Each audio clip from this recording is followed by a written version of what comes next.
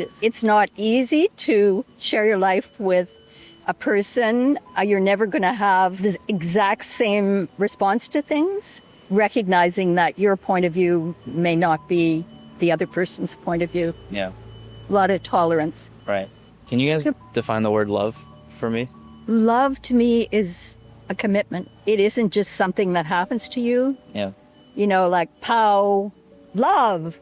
It's something you work at. It's something that you have to nourish. Yeah. And You grow into a love relationship. It's not a 30-second. like it doesn't happen at first sight. Yeah. Maybe lust happens at first sight, Yeah. but love is something that takes a while to really nourish. We're husband and wife, and we're gonna ride it out that way. And I love that. Yeah. I love that. And he, It's 33 years. yeah, and we're not gonna bust up. Yeah. Nah. What do you think has contributed to 33 years together? And the way you talk about him, I'm assuming it's a happy marriage. He got me this spot. He lives in an apartment over where his studio is. I love that about us. It doesn't matter if I'm in the bed with him every night or not. Right. We are husband and wife, and we're gonna ride it out that way. And I love that. Yeah. I love that. And he, because he's like, sometimes I just need to be by myself. And I'm like, yeah, you know what? Yeah. Me too. So it works for us. Can you define the word love for me? Yeah. Wow, love. Love is knowing that just meeting you, I will give you a hug and not have an issue with that at all. Love is what we were created in and of, period. And loving self first. What is my intention for me? What do I desire for me?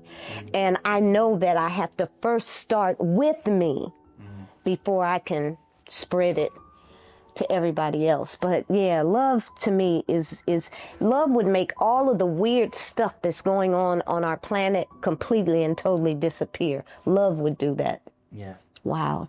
Love is everything. A lesson I have personally taken away from all of these interviews when it comes to relationships is you need to be patient. A lot of people seem to get into marriages and rush into relationships because of social pressures, to say the least. If you're thinking back on those experiences, why did those not work out? In the beginning, I think because I was like, oh, if it's not my way, it's the highway. I think living in New York, you feel like you're living in a candy store. That is The biggest problem with the dating world right now. It is. It is.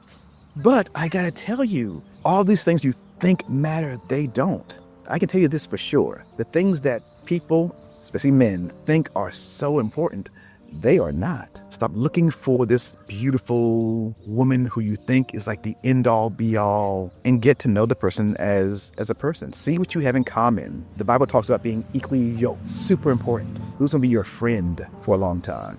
That's what's important. It's not about the physical, like many people think. Like I used to think back in the day. It's not about that at all. It's really about having a real connection. Even when you don't believe the same thing, still having a great connection. Being able to talk about anything and everything. Yeah. Those things are important.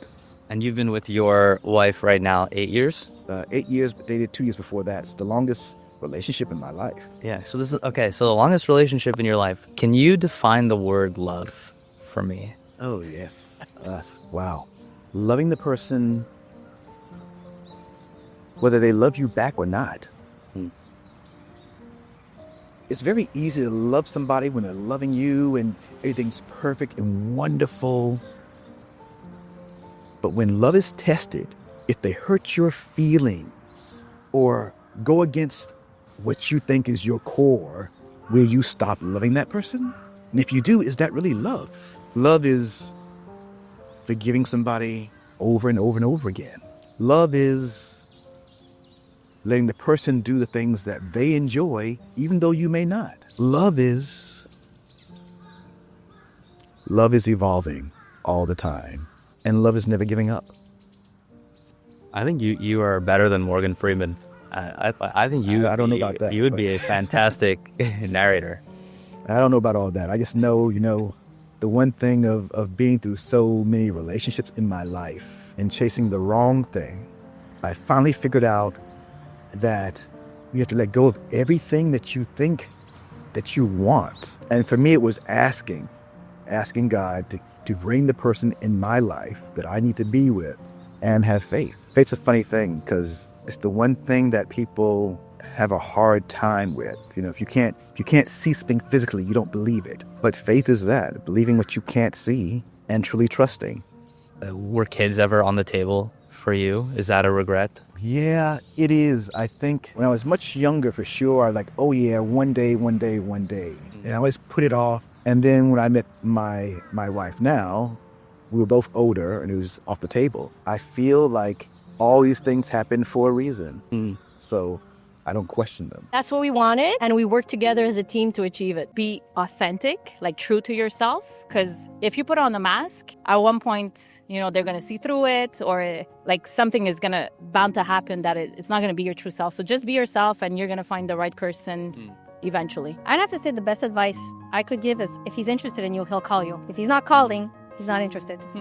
Would you agree with that as a man? Yeah, I would say it goes both ways probably too, right? Like For women, sometimes we always see a project and we're like, we're going to fix him. We're going to help him. And you guys got to help themselves. If he wanted to, he would. Right? Yeah, exactly. It goes back to if he wanted to, he would. Right. Yeah. You know. Cool. Thank you guys.